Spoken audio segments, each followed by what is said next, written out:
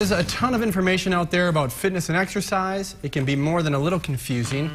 But one thing that we can all agree on is to drink 8 glasses of water a day. I mean, that... Okay, not so fast.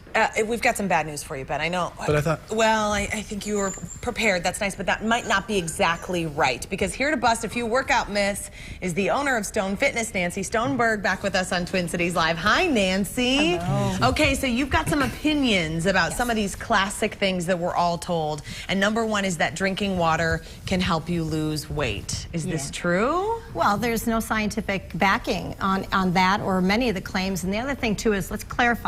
When we talk about, and they talk about 8 glasses, we're talking about general population. And actually, you know, that I won't be talking about the elite athletes right now, but general population, it's not proven at all that you need 8 or drink your body weight in the water, in you know, your body weight in water at all. Okay, so how much water should we be drinking? Well, you know, in talking to actually doctors, and the scientific research that's out there right now still says drink when you're thirsty. Think about this, children. When you bring a child in for an appointment with the doctor, I have 3 children. Never once has anybody said that my child has to drink their weight in water. Never has never been recommended. When a child is thirsty, they drink water. But you got to wonder who pushes that, as far as it's a multi-billion-dollar industry with water. And I'm not saying we don't need water, but it's overplayed in regards to how much we need. Drink when you're thirsty, and don't forget how much water is in food and other liquids. Yeah, because you're eating a lot of fruits and vegetables. Like grapes are practically all water. Exactly. And I mean, wouldn't you say, though, for the people that just love to exercise, they're working out every day, they probably should consume more water than... Probably more, but not to the extreme they're talking about. I've been in this industry 27 years. I've had more problems or seen more complications with people over drinking water because they deplete the body of all the electrolytes and they mess themselves up. It ends up being dizzy and not feeling well because they're actually drinking too much water. Okay. Myth number 2, stretching before a workout is crucial to preventing injury.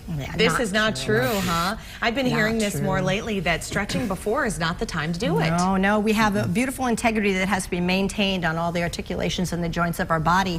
And if we end up doing any kind of true stretching and elongating that tissue, what's it going to do? It can't support the movement, often especially aggressive movements. Do you agree?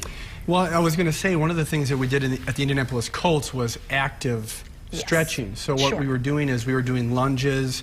We were doing what was called Frankensteins, where you're walking. Sounds awful. It sounds terrible. Yeah, you're walking though, and you're bringing your legs up, and you're getting a hamstring stretch. But at the same time, you're warming up your body and drawing blood to those muscles. And that's a warm-up instead of stretching. Dynamic movement, absolutely. Very, very different, because you have engagement and stretching at the same time, not just an aggressive, what we call permanent plastic change, where you're elongating and... So you want to stretch after your workout? Is that the key? You bet, after the workout. Okay, myth number 3, lifting weights will make you look bulky. This is something that a lot of women struggle with. Look at our bulky Ben Utek. He lifts weights. I don't know if that's true or not, but... Is that true? It's not true at all, as a matter of fact. And also what people do is they say, I'm going to lift weights after I lose the weight, and that's just not true either. You should do it during or even before. It's as important, if not more, than the cardio. You don't bulk up unless you end up either doing things you shouldn't be doing as far as supplementation, or if you end up being a very small, minute % of the population, especially women. You just can't. I'm a national bodybuilder, and I train my butt off to get some mass, and it's very, very difficult. Would reps come into play? Higher reps, leaner muscle, lower reps, power size? Well, I think what we're finding is that too many women are willing to or wanting to pick up the lighter weights because they feel that they're afraid of the mass.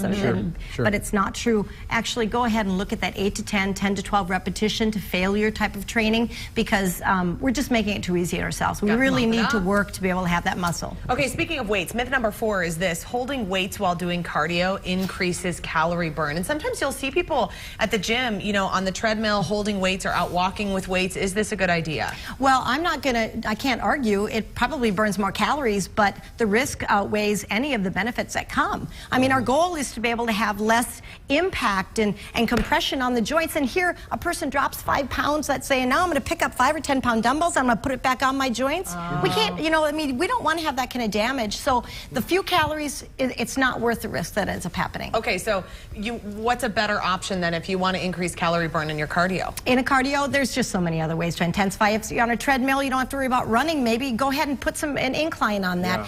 We have so much fun when we've done walking programs. Remember, we throw a little bit of weight bearing or lunges, different fun things put in to just increase the range of difficulty. Okay. Well, in a program, you're a part of a program. Being around other people, you naturally are going to push yourself hard.